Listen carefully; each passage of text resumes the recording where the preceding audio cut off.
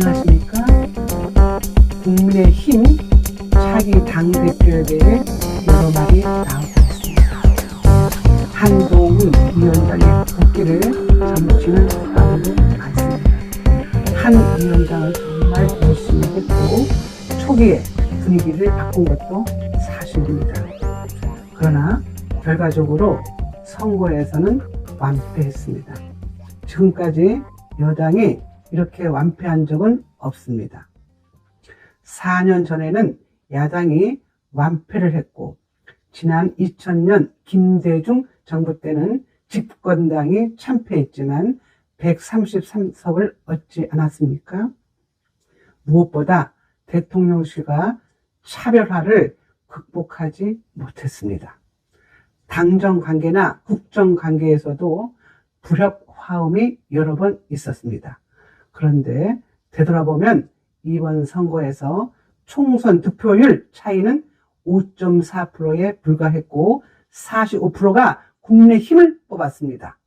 그런데도 90석 대 161석의 차이가 났던 것은 승자 독식 구조인 소선구제 때문이었습니다. 소선구제는 지역구의 범위가 좁아 후보자의 선거 비용이 적게 들고 선거 관리가 용이합니다.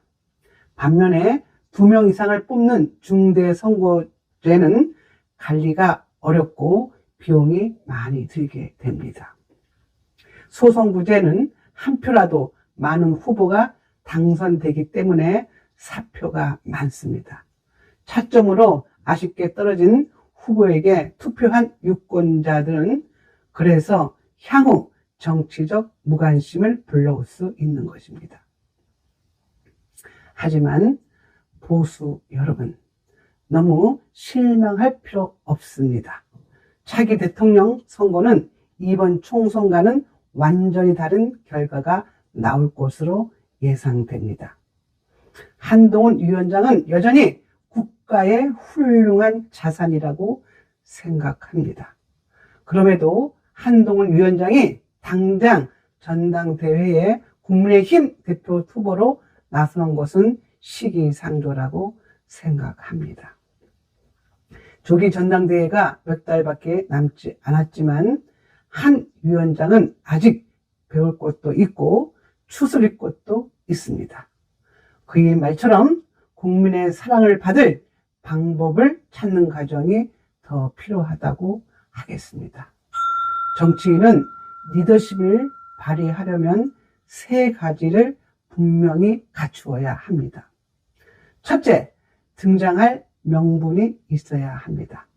둘째, 타이밍이 맞아야 합니다. 아무 때나 불쑥불쑥 나서면 안 된다는 말입니다. 셋째, 세력이 있어야 합니다. 한동훈은 충분히 명분이 있습니다. 이번 선거는 윤석열 정권을 심판한 것이지 한동훈 위원장을 심판한 것이 아닙니다. 한동훈은 지역구에도 출마하지 않았습니다. 그리고 몸을 태워 국가와 당을 구하려는 노력과 희생도 보여주었습니다. 국민의힘에 한동훈을 능가할 만한 차기 대권 주자는 없습니다. 그가 아니면 차기 정부는 민주당에 넘어갈 것입니다. 전당대회 이후에도 내 상황을 파악하고 국민과의 소통을 넓혀가야 합니다. 국민과 직접 부닥치고 소통해야 할 타이밍은 바로 지금부터입니다. 한동훈 위원장은 이번 총선을 지휘하면서 당내의 지지 기반을 확보했습니다. 비록 국민의힘 당선자 숫자가 적지만 국민은 대권에서는 윤석열 정부를 보지 않고 한동훈 개인의 인격과 가치, 가능성을 볼 것입니다. 한동훈 위원장에게 요청합니다. 이번 총선의 전반을 돌아보면서 새로운 리더십 역량을 키우십시오. 이제 12척의 배가 아니라 108척의 배가 있다고 생각하십시오. 그 배를 움직일 에너지는 지금 우리 국민 내부에 충분히 축적되어 있습니다. 한동훈 위원장님 정말 수고 많았습니다. 지금까지 김선혜의 직원직설이었습니다. 감사합니다.